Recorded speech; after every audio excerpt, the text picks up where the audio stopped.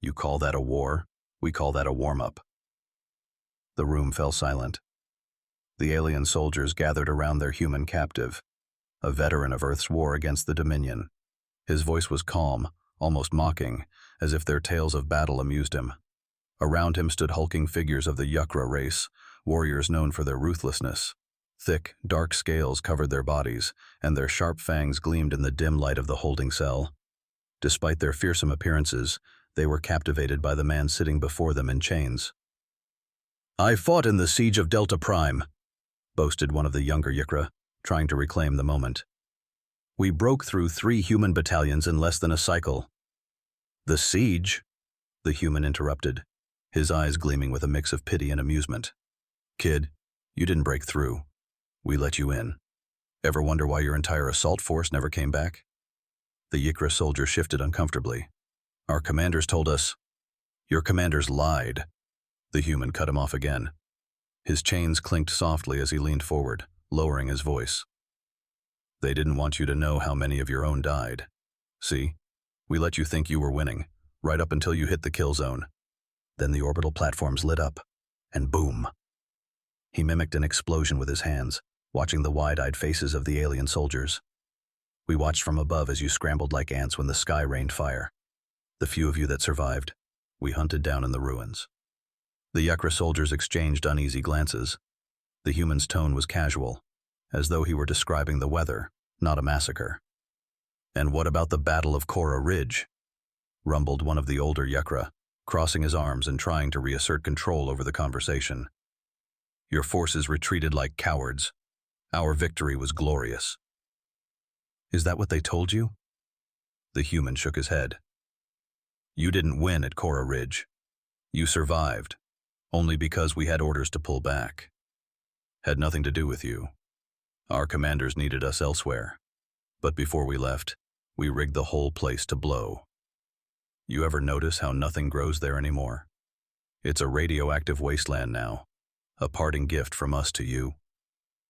The older Yukra's nostrils flared, but he remained silent. The human continued, unbothered by their discomfort. "You think you fought humans? You haven't seen what we can do when we're cornered, when we've got nothing left to lose. That's when the real war starts." One of the younger aliens, his red scales marked with fresh battle scars, couldn't hold back anymore. "You're just trying to scare us. We're Yukra, the fiercest in the galaxy." "You ever hear of the Zerna incident?" the human asked, ignoring the outburst. His voice softened, almost reflective. "Of course you haven't. It's not the kind of thing your commanders would want you to know." He shifted in his chains, as though getting comfortable. For a moment, the alien guards thought he might share some trivial piece of history, but instead, the human's eyes hardened, his voice dropping to a dangerous whisper. "We were outnumbered 5-1. Yukra cruisers had us cornered near the asteroid belt. No way out. So we did something your kind wouldn't even consider.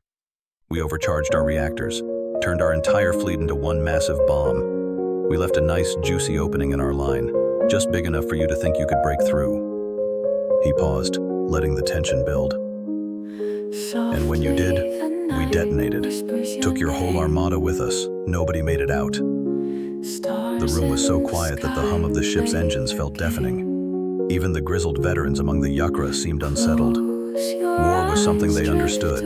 Death, destruction, glory. But this was something else. The human stories were filled with a cold, calculated madness that the Yukra found disturbing. It wasn't human strength or brutality that scared them. It was their willingness to do anything to win. "You think you're better because you've got bigger ships or more advanced tech?" the human continued, his voice low and steady. "But war isn't about weapons. It's about the will to use them. And humans, we've got plenty of that." One of the soldiers in the back muttered something under his breath, his eyes darting nervously. The human noticed. "You scared?" he asked, locking eyes with the nervous Yukra. "You should be. The war isn't over. Not for us. You think just because I'm in chains you've won? This is nothing. There are more of us, a lot more, and we're coming."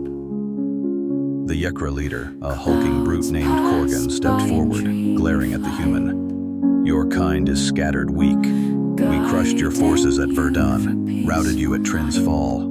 You talk big, human, but your species is broken. The human smiled, a cold, predatory grin. That's what you think, but you've never fought us when we're broken. You're about to find out what a cornered human can do.